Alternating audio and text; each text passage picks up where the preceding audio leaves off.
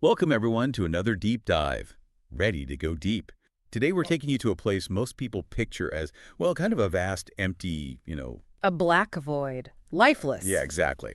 But trust us, the deep ocean is anything but that. It's actually bursting with life more than we ever imagined. It's incredibly diverse, complex, fascinating. And we're diving into some amazing new research that's totally changing how we see this hidden world, especially how much climate change is impacting even the deepest reaches. It really highlights how connected everything is. What happens down there matters to the whole planet. So we're talking, what, like 200 meters below the surface, where the sunlight starts to disappear, all the way down to, like, Mariana Trench depths. And that's not just a little bit of the ocean. We're talking over 98% of the ocean's volume. 98. So basically, the deep ocean is the main event, Yeah. and everything else is just like a little pre-show. Exactly. And for a long time, people thought it was pretty much just this unchanging environment. Cold, dark, not much going on. A giant underwater desert. Right. And while there's definitely life down there that's adapted to some pretty crazy conditions, high pressure, and all, that whole deep sea desert idea, Huh.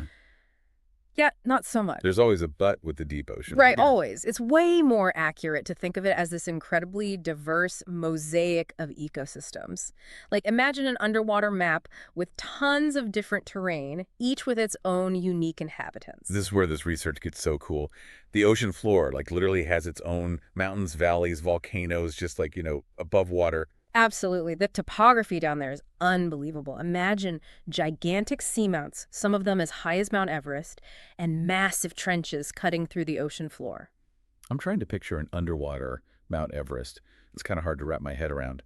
But they're not just there for show, right? These features actually impact the environment. Absolutely. They shape the ecosystems around them. A great example. Those seamounts. They're like giant underwater fertilizers, pulling nutrients up from the depths and creating these hot spots of life. So instead of a barren desert, we're finding these oases, these vibrant communities clustered around underwater mountains. What kind of life are we talking about here? What's hanging out in these deep sea neighborhoods?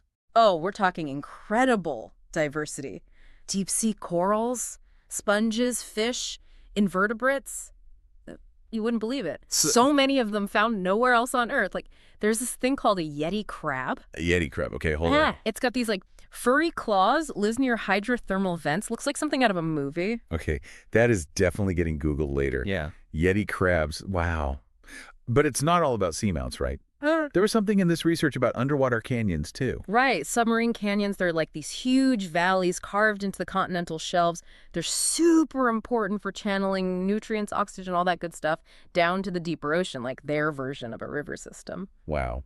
It's Yeah. amazing to think about these vast, hidden networks all working together to support all this life. But there's a catch, right? Climate change. That's got to be throwing a wrench in the works. Yeah, unfortunately. The research, it shows just how much climate change is already impacting the deep ocean. Warming waters, acidification, deoxygenation, all serious issues. Potentially, we're talking devastating consequences. Okay, let's break it down. First up, warming waters. We always hear about ocean temperatures rising, but I think we tend to imagine that happening at the surface. So how does that heat actually reach the deep ocean? Ocean currents, it's all connected. Think of it like this. When the surface water warms up, it gets less dense. Like oil and water, right? The oil sits on top. Exactly. And this messes with the natural mixing that happens between layers of ocean water. And that mixing is like the key to circulating oxygen, nutrients, everything throughout the entire ocean. So it's like this blanket of warm water slowly suffocating the deep ocean. It's a good way to put it. And that's where deoxygenation comes in. As that deeper water gets warmer, it literally can't hold on to as much oxygen. Less oxygen for everything down there. And many deep sea creatures, they've adapted to survive in low oxygen environments, but this could be disastrous. Okay, yeah. That's pretty terrifying. But wait, there's more. Warming, suffocating. Yeah. Then there's ocean acidification. Right, like warming and deoxygenation weren't enough. So the ocean is like this giant sponge, right? It absorbs carbon dioxide from the atmosphere. But as we put more and more CO2 into the air The ocean absorbs more of it. and becomes more acidic, think of it like adding vinegar to water. It changes the ocean's chemistry. Which is a problem because It's a problem for anything that needs calcium carbonate to build shells, skeletons, corals, for example. A more acidic ocean makes it way harder for them to build, to maintain their structure. It's like they're fighting a losing battle against their own environment. that's That's awful. Like trying to build a house out of dissolving bricks. No wonder it's so rough on deep sea life. Exactly. And remember how we were talking about creatures adapted to that extreme cold? Well, this research, it shows some species down there, they're comfortable at temperatures as low as -1 degree C. Even a small increase can push them beyond their limits. It's kind of heartbreaking. These creatures that have survived in this unbelievably harsh environment for like millennia, and now they're facing these rapid changes. And it's not just about individual species either. It impacts the whole ecosystem. Remember we talked about the biological pump earlier? That's feeling the impact too. Right, because it's all connected. Can you remind us how that works, the biological pump, and how climate change is messing with it? Sure. The biological pump, it's how carbon from the atmosphere gets pulled down into the deep ocean. Basically, these tiny plants called phytoplankton, they live at the surface, they absorb CO2 during photosynthesis, Like they eat it? basically. And then when they die, they sink, taking that carbon with them to the ocean floor. So less phytoplankton means less carbon gets pulled out of the atmosphere. Exactly. And changes in the water, the temperature, the acidity, all that driven by climate change that impacts phytoplankton populations.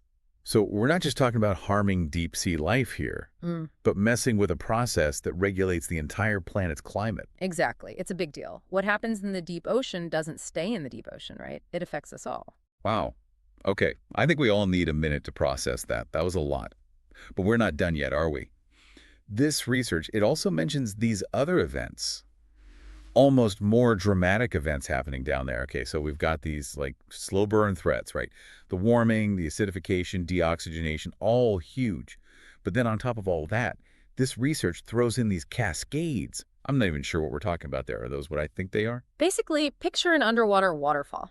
It all starts with changes in water density, which I know sounds kind of complicated. But remember how we were talking about those warming surface waters? Sometimes they can suddenly cool down. Oh, right, from like cold snaps or maybe mixing with glacial meltwater? Exactly. And when that happens, that colder water, it gets denser than the water below it. It's like suddenly, whoosh, it plunges downwards in this massive underwater cascade. So it's like the deep ocean is getting hit by these like underwater avalanches. What happens when one of those things lets loose? Well, it kind of throws everything into chaos. That water rushes down, dragging everything with it. Sediments, nutrients, even organisms. Like imagine you're just hanging out, minding your own business, and suddenly this wave of seawater with whatever's in it just whooshes you away. Talk about a bad day. Right. And these cascades, because of, well, you guessed it, climate change, the research suggests they're becoming more frequent, more intense. Oh, no. So it's like a double whammy. The Yeah. deep ocean's dealing with these gradual changes. They're already making it harder to survive down there. Yep. And then, bam, these sudden shocks that can completely rearrange everything. Exactly. And that's why this research is so important, you know? It's not enough to just look at the average conditions down there. We have to understand how these extreme events are changing too. If we don't, we miss a huge piece of the puzzle. So we've got a lot on our plates here. It feels like the deep ocean is facing a pretty serious uphill battle. Is there any good news in this research? What does the future hold for the deep? Well, the good news is we're getting much better at understanding these processes. The technology we have now, it's amazing.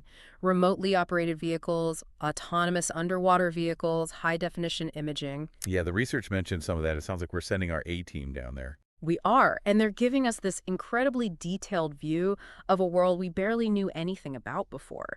Like we're finally starting to grasp the deep ocean's role in things like carbon cycling. Remember the biological pump? Understanding that is going to be crucial for predicting how climate change plays out. So while there's still a lot we don't know, it sounds like we're at least getting closer to understanding the big picture. We are. And one thing is totally clear, the deep ocean. It's not just this like static, unchanging place. It's dynamic, it's interconnected, and it's incredibly important for the health of our planet. It really underscores that what we do up here, it matters down there. Like our actions have consequences, even if we don't see them right away. Exactly. And that actually brings us to a bit of a, well, a thought-provoking question, maybe, to leave you with today. This research paper, it mentioned these huge amounts of methane trapped in the ocean floor, locked away in these things called hydrates. Methane, it's a really potent greenhouse gas, even more so than CO2, and if those hydrates start to melt because of warming waters, well, could the deep ocean actually become a driver of climate change rather than just a victim of it? Wow. That is definitely something to think about. I mean, we started this deep dive thinking about the deep ocean as this like empty wasteland. And now here we are, a world teeming with life, facing some massive challenges, and maybe even holding the key to our planet's future. It really makes you think. The deep ocean is full of surprises, and the more we learn, the more we realize how much more there is to discover. Well said. Thanks for joining us for this incredible deep dive. And to all our listeners, keep exploring, keep asking questions, and yeah, keep your eyes on the ocean. Until next time.